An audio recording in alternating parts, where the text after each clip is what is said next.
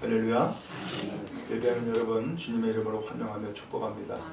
오늘도 은혜의 예배가 되어지기를 간절히 바랍니다. 영국의 유명한 설교자 스펄전 목사님이라고 계셨어요. 이분이 40세 이후부터 관절염의 일종인 통풍을 겪게 됐습니다. 이 통풍 때문에 몹시 시달리는 삶을 살아갔는데 당시에는 무슨 아스피린이라든가 마취제가 없었던 혹은 발달되지 않았던 시대였던 거예요. 근데 이 증세가 나타나기 시작하면은 이 고통을 참고 견뎌내는데 너무너무 힘들었던 거예요. 근데 이것을 교인들도 다 보고 알게 됐어요. 어느 날 신자 한 사람이 찾아왔어요. 그리고 스펄전 목사님에게 묻는 거예요. 목사님, 통풍으로 몹시 아픈 이 순간에도 하나님 앞에 감사할 수 있습니까? 하고 물어본 거예요. 이 스펄전 목사님이 대답하기를 예, 감사하려고 무척 애씁니다. 이 병이 나은 후에 하나님 앞에 참으로 감사하고 싶습니다. 그렇게 얘기했어요. 근데 이 신자가 조용하면서도 단호하게 또 이야기를 하는 거예요. 목사님, 지금 몸이 아플 때에 하나님 앞에 감사할 수 있어야 됩니다. 오히려 그 아픈 것을 가지고 하나님 앞에 감사하세요. 범사에 감사라고 하나님 말씀하지 않았습니까? 하고서는 오히려 교인에게 그 충고의 말을 들은 거예요. 하나님이 그렇게 하신다면은 병을 고쳐줄 겁니다. 라고 이야기를 하고 그리고서는 이제 두 사람은 헤어졌어요. 근데 그때에 이 스펄전 목사님이 충격을 받았어요. 아, 그래. 내 범사에 감사하지 못했구나. 그때 깨닫고서는 하나님 앞에 회개를 했다는 거예요. 여러분, 우리가 지금 어려운 시대를 살아가고 있죠? 어때요? 감사하고 있습니까? 아니, 이 어려운 시대에 무슨 감사입니까? 네? 날마다 원망 불평 안 하면 다행이지. 혹시 그럴 수 있을지 모르겠어요. 근데 되돌이켜 보니까 저는 참 감사한 거예요. 참 감사해요. 무엇이 감사하냐?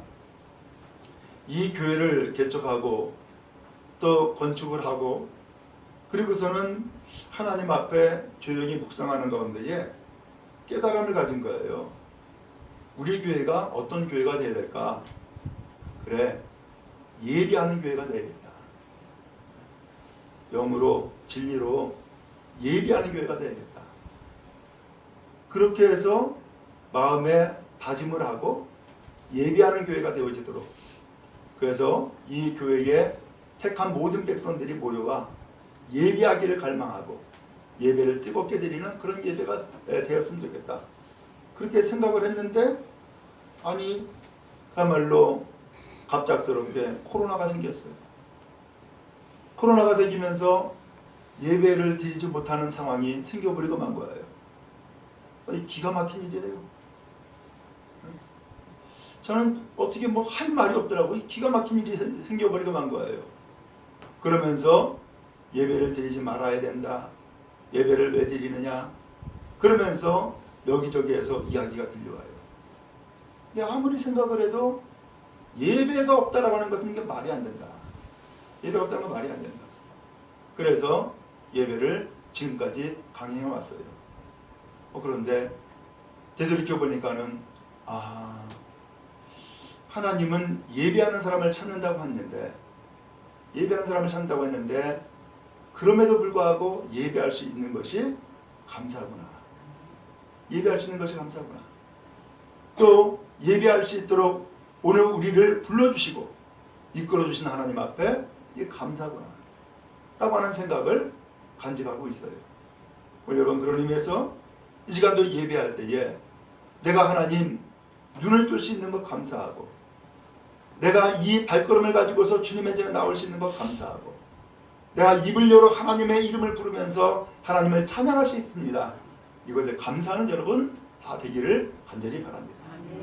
또 우리 성도들을 보면은 참 어려운 시대잖아요. 근데 한 사람도 그 어려움에 낙오된 사람이 없다라고 저는 봐요. 참 감사해요. 직장과 일터를 하나님 축복해 주었고 또 건강을 돌봐주셔서 많은 사람들이 하나님 앞에 치유받고 회복되는 은혜를 겪고 있어요. 감사한 일이죠. 또 기도 제목들 한 가지 한 가지 다 가지고 있는데 그 모든 기도의 제목이 하나님께서 응답하셔서 하나님께서 역사해 주셨어요. 그런 의미에서 오늘 우리는 모든 일에 감사해야 되겠고 특별히 범사에 감사하는 우리 모두가 다 될 수 있기를 간절히 바랍니다. 어느 사업장에서 어려움을 겪고 있죠. 그러면서 제가 한번 생각을 해봤어요. 야, 이것도 감사다. 이것도 감사다. 왜? 아니 어려운 시대다 보니까는 막 가게들이 막 문을 닫아요. 폐업을 해요. 그럼에도 불구하고 문을 여전히 열고 있고 그럼에도 불구하고 손님들이 꾸준히 오고 있더라고요. 야, 이게 감사다. 그래서 버틸 수 있다라고 하는 것도 감사하고 유지할 수 있다는 것도 감사하고 이거 감사다 라고 하는 생각을 갖게 됐어요. 여러분 감사하는 사람에게 감사가 풍성히 임하게 될 줄로 믿습니다. 감사하세요. 이 어려운 시대에 내가 병들지 않은 것 감사하고 이 어려운 시대에 내가 예배 나가지 못하는 것 그리고 오히려 더 나가서 예배할 수 있다는 것 더 감사하고 그리고 이런 어려운 시대에 내가 그래도 일할 수 있다는 것 감사하고 그러면서 모든 일에 감사하는 여러분 되시기를 주님의 이름으로 축원합니다. 우리가 해석을 참 잘해야 됩니다. 얼마 전에 제가 한 유인물을 받았어요. 그 유인물의 내용이 그 선교사가 그 어떤 회지처럼 만들어 가지고서 각 교회에다가 보내주는 그러한 유인물이에요. 그 선교사가 공교롭게도 외국에 못 나가요. 지금 다 철수하고 돌아오는 상황이고 그리고 그쪽에서 비자를 안 내줘요. 그러니까 가지를 못하고 있는 거야. 그러니까 이 현지에서는 선교사가 오기를 간절히 기다리고 있고 왜 선교사가 와야지 돈이 들어오거든. 돈이 들어와야만 거기에서 선교활동도 할 수 있고 구제도 할 수 있고 어려운 시대란 말이에요. 근데 그분이 코로나에 대해서 글을 하나 써가지고서 보내는데 이 코로나를 어떻게 해석을 했느냐? 이게 하나님의 역사라는 거예요. 그렇죠. 역사죠.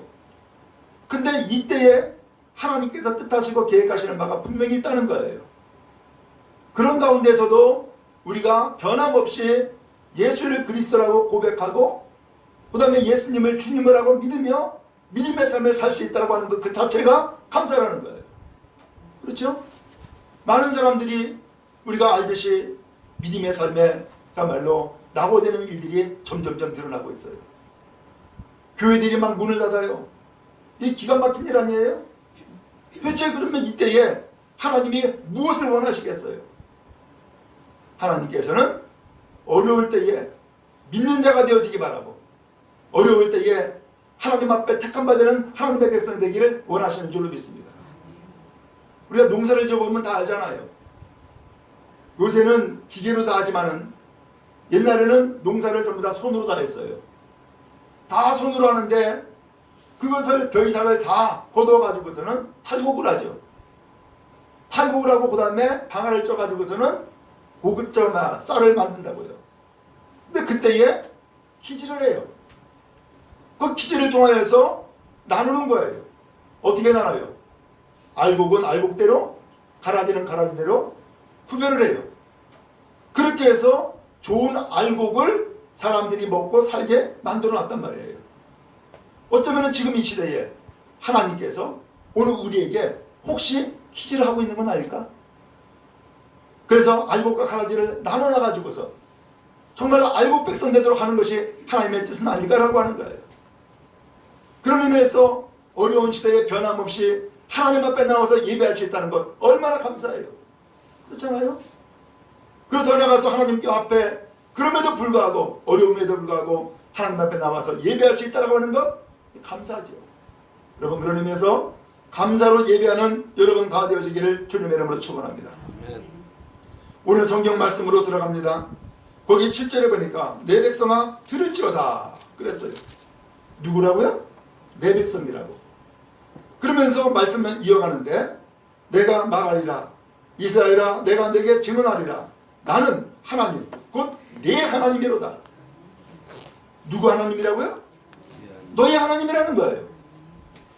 나는 누구 백성이라고요? 내 백성, 하나님 백성이라는 거예요. 하나님이 선택한 거예요. 그러면서 그 하나님의 백성에게 들어라 하면서 하나님의 말씀을 하고 계시는 거예요. 먼저는 여러분 하나님 앞에 무엇을 감사할 수 있을까요? 하나님 앞에 선택받은 것을 감사하는 여러분 되기를 축복합니다. 아, 하나님이 수많은 백성들 가운데서 나를 택하셨구나. 그리고 나를 하나님의 자녀로 삼아줬구나. 변치 않고 기억하는 여러분 되기 바랍니다. 하나님은 오늘 우리를 어떻게 택하였느냐? 하나님께서 이스라엘 백성을 애굽에서 탈출시켰어요. 그리고서는 시내산까지 왔어요. 근데 그때의 시내산에서 하나님이 언약을 맺으신 거예요. 그리고 하나님의 택한 백성들을 다 불러 모았어요. 모세는 하나님의 말씀에 따라서 양을 잡았어요.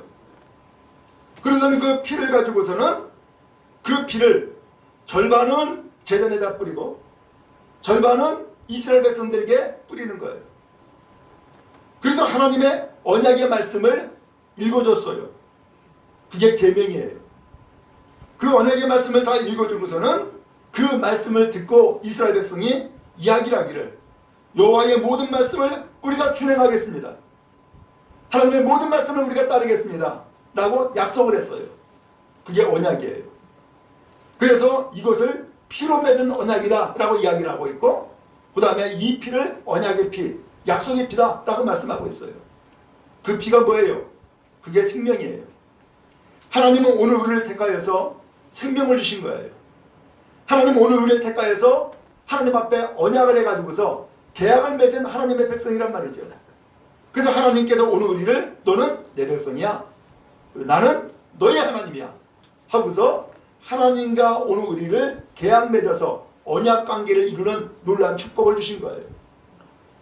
그러면 여러분 이 약속은 영원한 거예요. 이 약속은 변함이 없는 거예요. 먼저는 여러분 하나님 앞에 감사할 것은 하나님께서 그 피를 흘려서 나와 언약을 맺어서 변치 않는 언약, 영원한 언약으로 나를 택하여 주심을 먼저 기억하고 감사하는 여러분 되기를 주님의 이름으로 축원합니다. 그래서 언제나 기억하세요. 어떤 문제를 만나도 어떤 환난을 만나도 나는 하나님 앞에 택한 백성이다. 하나님이 나를 택해 주셨고 나를 뽑아 주셨고 나를 사랑하신다 라고 하는 것을 잊지 않는 여러분 되기를 간절히 바랍니다. 오늘 이 사랑을 알지 못하면 우리가 방황하기 쉬워요. 하나님의 사랑에 대해서 의심을 해요. 특별히 하나님께서 나를 돌보지 않는다고 하는 생각을 가질 수도 있어요. 그러나 분명한 것은 하나님은 여러분들을 사랑하시고 여러분들을 택하시고 여러분들을 하나님의 자녀로 삼아 주신 줄로 믿습니다. 복되게 예배하는 여러분 다 되기를 간절히 바랍니다.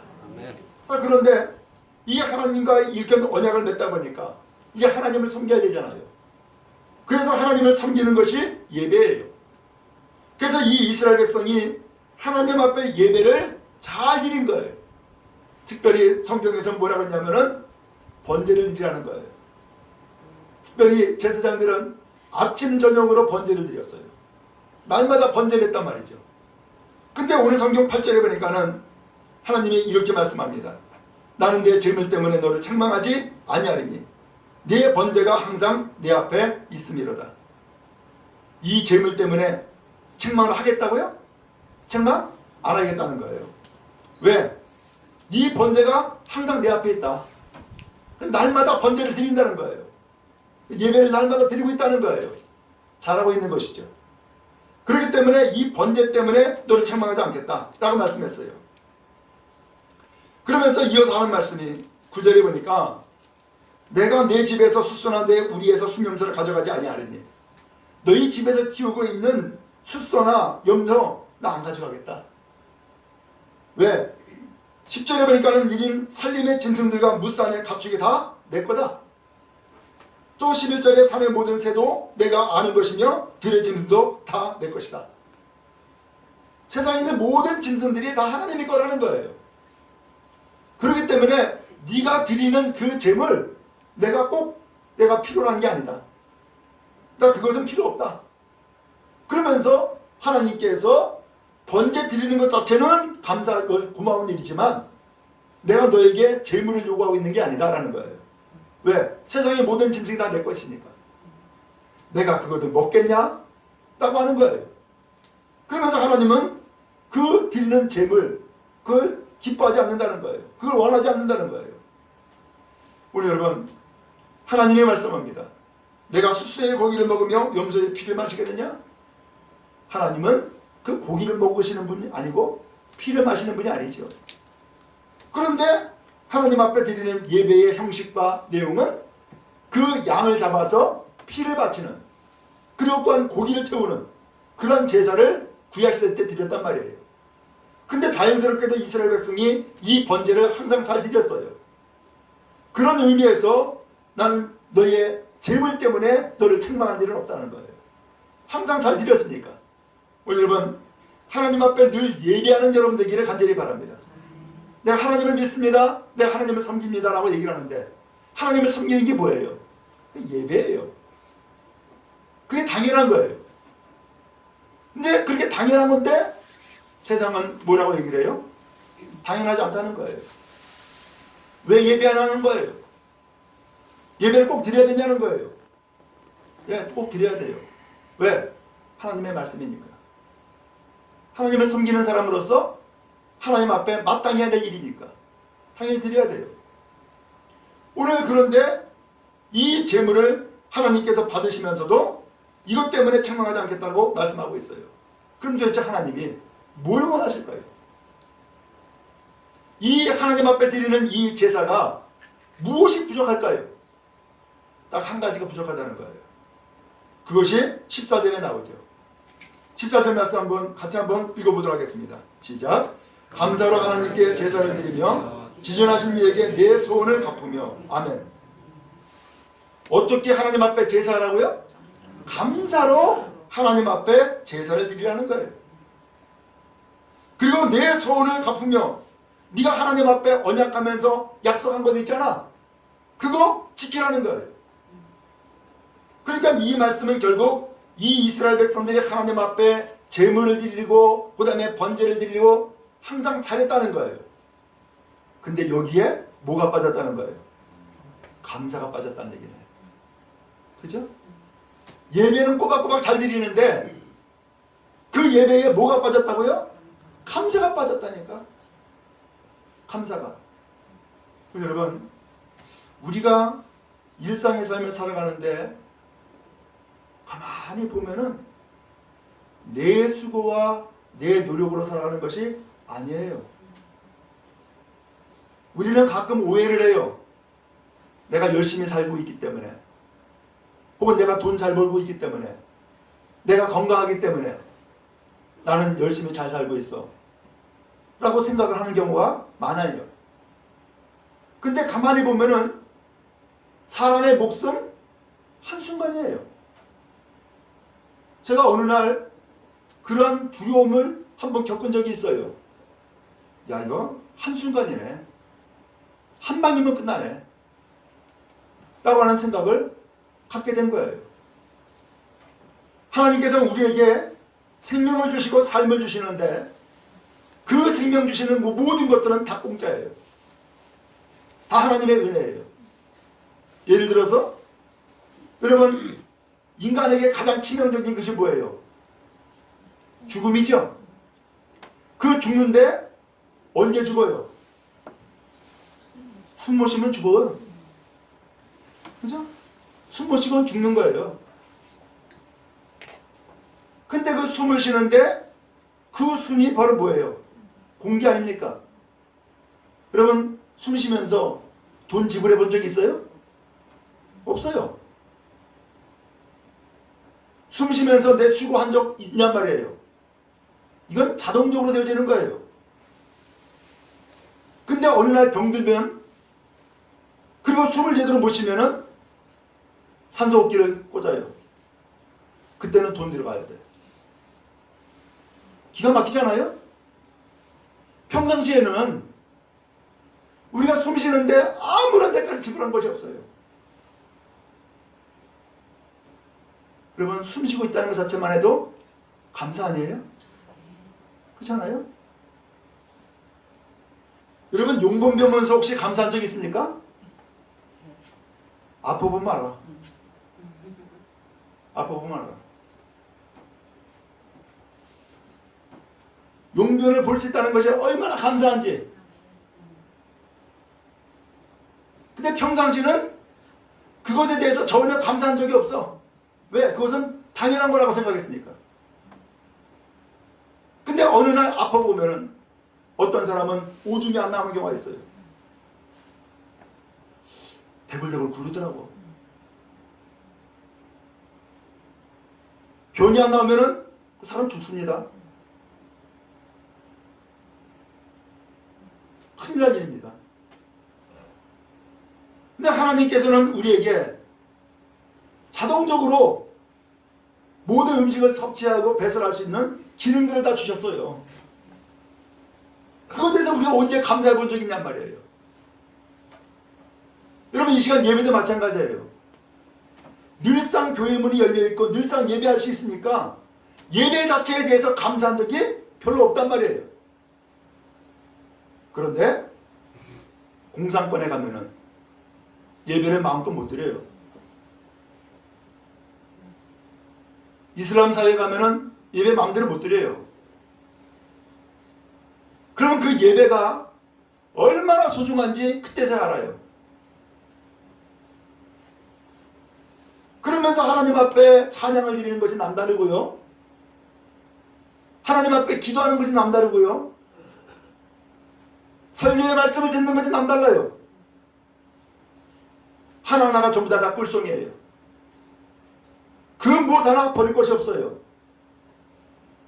근데 우리는 자유롭게 마음껏 예배를 드리다 보니까는 예배를 드리는 것이 아니라 예배를 관전하는 사람이 되어버리고 말아요. 다 평가예요. 아, 이 교회는 이래. 아, 오늘 목사님 설교는 이래.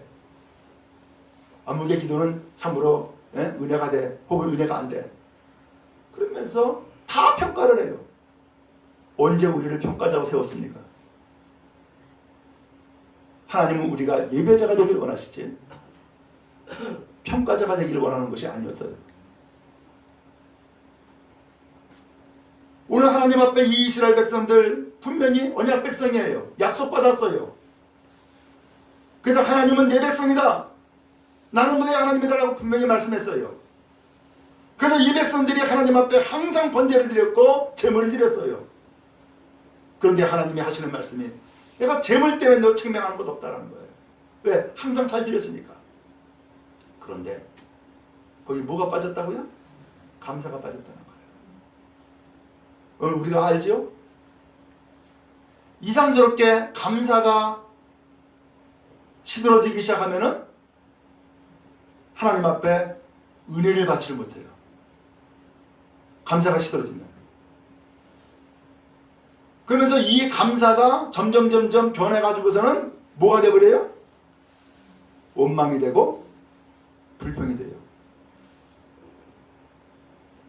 이스라엘 백성들 광야에 나와서 생활했잖아요. 이 백성들이 광야에 나와서 생활할 때에 40년 동안 뭐 했어요? 아마 40년 동안 감사했으면 놀라운 기적이 일어났을 거예요. 근데 안타깝게도 40년 동안 뭐 했어요? 원망 불평만 했다니까. 그것으로 인생 끝났어요. 광야에서 다 죽고 말았어요. 사실 이스라엘 백성이 애굽을 탈출한 것만 해도 감사 아닌가요? 기가 막힌 일을 겪었잖아요. 홍해바다는 꽉 막혀있죠. 뒤에서는 애굽 군대 쳐들어오고 있죠. 앞으로도 못 가고 뒤로도 못 가고 완전히 오합지졸이야. 완전히 이제는 동안에 둔 죄예요. 근데 하나님이 놀라운 일을 펼쳐주셨잖아요. 모세를 들어섰고 그가 하나님 앞에 받은 지팡이를 잡고 손을 펼치자 홍해 바다가 갈라져요. 바다가 육지가 되어버렸어요. 이스라엘 백성들은 그 길로 이 애굽을 탈출할 수 있었어요. 뒤쫓아온 애굽 군대는 거꾸로 그 바닷물에 다 몰살당해 다 죽고 말았어요. 이스라엘 백성들은 한 사람도 남김없이 고스란히 다 탈출해서 광야로 나왔어요. 광야로 나와서 살아가는 삶 자체가 기적이죠. 그렇잖아요? 그게 은혜죠. 그러면 홍해 바다를 건너게 하신 하나님, 거기에서 생명 주신 하나님, 그 하나님을 분명히 믿고 더 그 하나님 앞에 분명히 감사하다면 내가 고기를 못 먹었습니다. 뭐 부추와 파를 못 먹었습니다. 물이 없습니다. 이게 말이 나오냔 말이에요.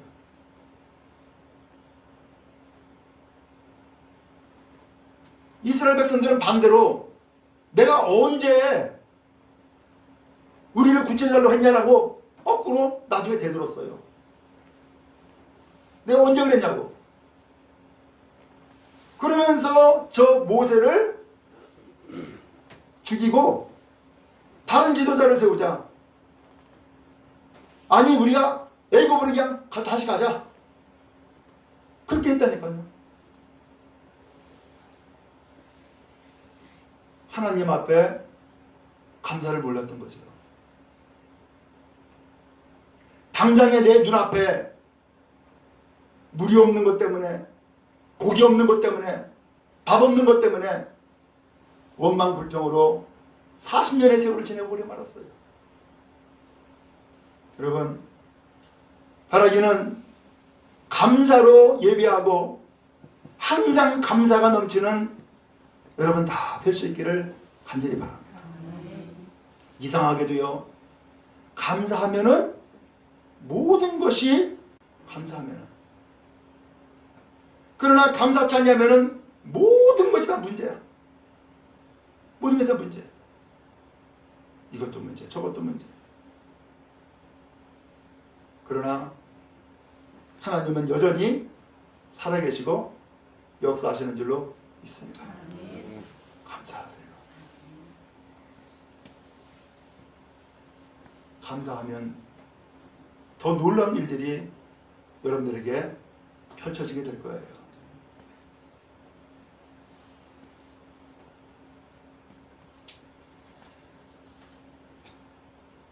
존 뉴턴이라고 하는 사람이 있어요. 이 사람은 옛날에는 노예를 사고 팔고 하지 않았어요? 그래서 저 아프리카 대륙에서 노예를 끌어다가 배를 태워가지고서는 유럽에 노예로 팔았어요. 그 노예성 선장이 존 뉴턴이에요. 그런데 이 사람을 하나님이 끊임없이 부르시는 거예요. 너 그러면 안 된다. 너 그러면 안 된다. 끊임없이 부르는 거예요. 그런데 이 뉴턴은 반대로 입으로 하나님을 저주하는 거예요. 그리고 부인했어요. 하나님이 살아계신다면 내가 이렇게 고생하고 다니지 않을 거다 라고까지도 얘기하는 거예요. 그 당시 배 타고서는 아프리카까지 가가지고서는 노예들 끌어다가 유럽에다 팔아먹고 그 쉬운 일은 아니겠죠.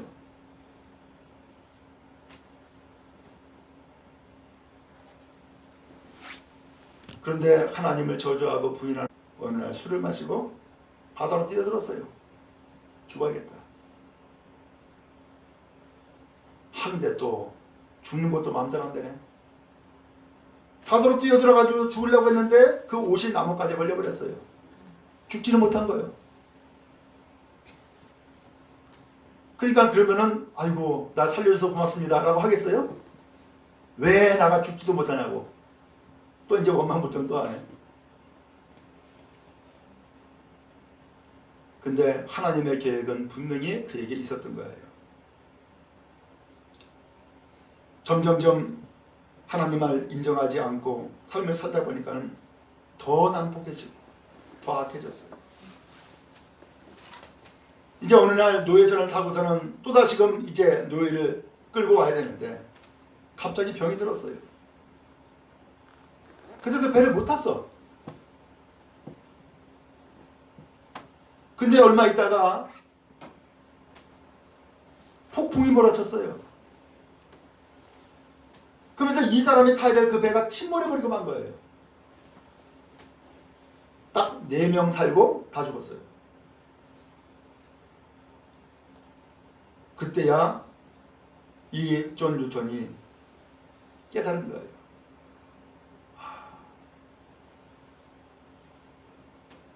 하나님이 나를 부르시는구나. 내가 노예선을 타지 못해서 원망불평했는데 이것이 하나님의 은혜였구나 라는 것을 알게 된 거예요. 그러면서 이 사람이 예수를 믿기 시작을 했어요. 그리고 하나님의 구원을 얻게 된 거예요. 그리고서는 이 사람이 나중에 신학을 공부하게 됐고, 그래서 영국 성공의 신부가 됐어요. 그리고 이 사람이 하나님의 은혜를 기억하면서 찬송가를 작사했는데 그게 나 같은 죄인 살리신 주 은혜 놀라와, 그 찬송을 작사해서 오늘날 우리도 부르고 있는 거예요. 여러분, 우리가 내 마음대로 안 되면은 원망해요? 불평해요? 이 뉴턴과 같이 하나님 앞에 저주하고 그 다음에 부인한 일도 서 있잖아요. 그러나 하나님 앞에 우리가 가져야 될 자세는 감사예요. 이 감사를 나중에서야 깨닫고서 그는 변화된 인생을 살아갈 수 있게 되어진 거예요. 혹시 여러분 마음 가운데 불평이 생길까요? 원망이 생길까요? 지금 시대는 얼마든지 그럴 수 있죠.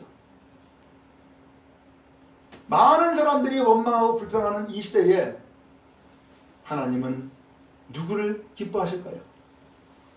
누구를 찾으실까요? 이때에도 감사로 예배하는 여러분 다 되기를 주님의 이름으로 축복합니다. 아멘. 세계에 수많은 사람들이 코로나에 걸려가지고서 죽어요. 근데 우리는 그럼에도 불구하고 확진자가 그래도 적은 나라에 지금 살고 있어요. 또 여기저기에서 많은 사람들이 확진됐다고 하는데도 그럼에도 불구하고 여러분들 확진 받은 사람 없죠? 어때요? 여러분 운이 좋아서 확진이 안 된가요? 하나님의 돌보심이 우리와 함께 하시는 줄로 믿습니다. 그러므로 감사할 것을 찾으면은 너무너무 많은 거예요. 너무너무 많은 거예요. 그러나 불평거리를 찾으면 또 너무너무 많은 거야. 어떻게 사시겠어요? 감사하는 사람에게 더 놀라운 역사가 임하게 되어지는 거예요. 이스라엘 백성, 제가 이미 말씀드렸지만 그 사람들은 당시에 그의 인생이 그렇게 끝날 줄 아마 몰랐을 거예요. 그렇죠? 그의 광야에서 죽을 줄 누가 알았겠어. 근데 40년 동안 그의 입에서 그 원망불평이 끊어지지 않았다니까요. 결국 다 못 들어갔어요. 그러나 그러한 상황임에도 불구하고 원망불평하지 않고 믿음 갖고 살아간 사람은 나중에 가나안 땅에 다 들어가죠. 하나님이 우리에게 중요한 메시지를 주고 있지 않아요? 오늘 우리는 지금 어떠한 삶을 살고 있어요? 지금 우리는 어쩌면 광야 시대를 살고 있는 거예요. 고통의 시대, 환난의 시대죠. 이때 우리가 없는 것 때문에 원망 불평할 수 있어요. 그럼에도 불구하고 하나님은 살아계시고 나를 돌보신다라고 하는 믿음 가지고 감사하는 삶도 살아갈 수 있어요. 실제로 하나님은 이미 말씀했어요. 그 광야 40년 동안 옷이 헤어진 적이 없다는 거예요. 신발이 낡아지지 않았다는 거예요. 그렇게 이스라엘 백성들이 물이 없다고 아우성하고 고기 못 먹었다고 어성했는데 물 못 먹어서 굶어 죽은 사람이 없고요. 고기 못 먹어서 굶어 죽은 사람이 없어요. 하나님은 반석에서 물을 내셨고 만나와 메추라기로 이스라엘 백성들을 다 먹이시고 다 살게 만들어 주셨어요. 구름 기둥으로 불 기둥으로 밤낮 없이 이스라엘 백성들을 이끌어 주었어요. 오늘 그러한 은혜를 40년 동안 우리가 체험하고 그렇게 은혜의 길을 가고 있음에도 불구하고 이 백성들은 하나님 앞에 하나님 감사합니다. 내 길을 하나님 앞에 맡깁니다. 나를 형통하게 하시고 나를 이끌어 주세요 라고 하지 아니하고 문제만 있으면 원망 불평했다니까. 감사가 없었는 거죠. 그러면 여러분 감사하세요. 그게 우리가 복된 길이에요. 감사하세요. 감사하세요. 저는 한편으로는 얼마나 감사했는지, 야 그래도 우리 교회가 변함없이 교회 문을 열고 그리고 새벽에도 밤낮 기도할 수 있고 예배할 수 있다고 하는 것 얼마나 감사한지 참 저는 신기하더라고. 한편으로는 얼마나 감사한지.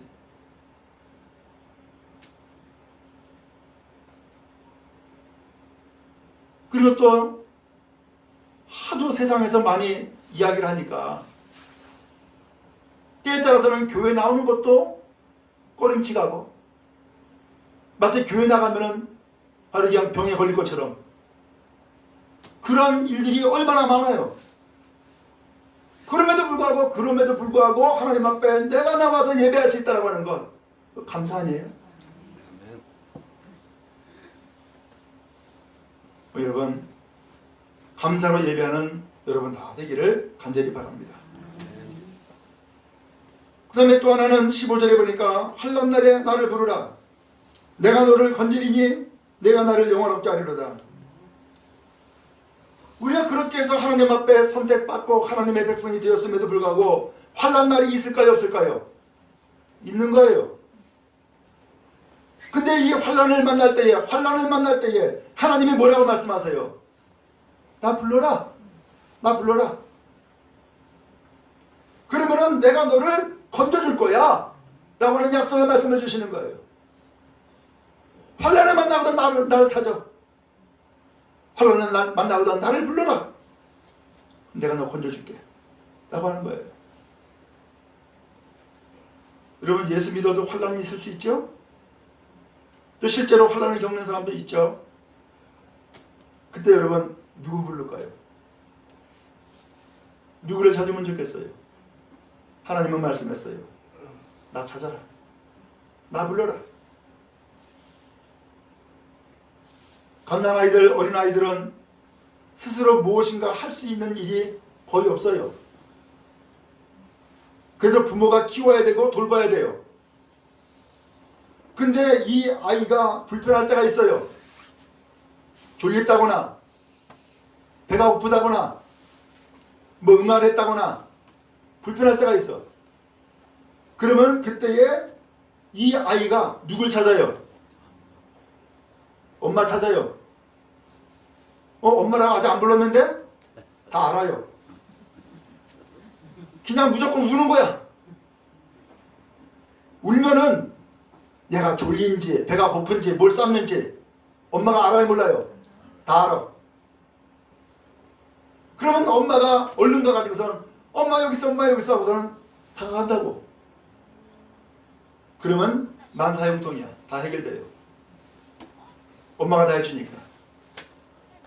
하나님이 우리에게 그 말씀하는 거예요. 예배 중. 환난을 만났느냐? 그렇다 그러면은 하나님 찾으라는 거예요. 하나님을 부르라는 거예요. 내가 너를 건져주겠다라고 말씀하셨어요. 그 하나님이 바로 나의 하나님, 우리 하나님이에요. 그 하나님을 끊임없이 의지하고 환난을 당할 때에도 하나님 앞에 믿음으로 나가는 여러분 다 되기를 간절히 바랍니다. 그래서 하나님이 우리에게 원하시는 것이 하나가 있어요. 내가 나를 영화롭게 하리로다. 그렇게 해서 하나님 앞에 감사로 예배하고 환난날에 하나님을 부름으로 하나님 앞에 한말로 구원받고 그리고서는 하나님 앞에 영광 돌리는 삶을 살기를 원하신다는 거예요. 하나님은 내가 감사하고 하나님 앞에 영광 돌리는 인생을 살아가기를 주께서 원하세요. 하나님, 모든 것이 감사하네요. 하나님의 은혜입니다. 하나님 앞에 영광을 돌립니다. 이거예요. 이것을 하나님께서 원하신다는 거예요. 그러면 여러분, 분명한 것은 오늘 우리는 하나님 앞에 선택받았어요. 선택받은 하나님의 백성이 하나님 앞에 나아가야 될 자세는 감사요, 찬양, 영광이에요. 하나님 앞에 감사하고 하나님께 영광 돌리는 여러분 다 되기를 주님의 이름으로 축복합니다. 하나님께서 오늘도 늘 은혜를 베풀어 주시고 함께 해주시기를 주님의 이름으로 축복합니다.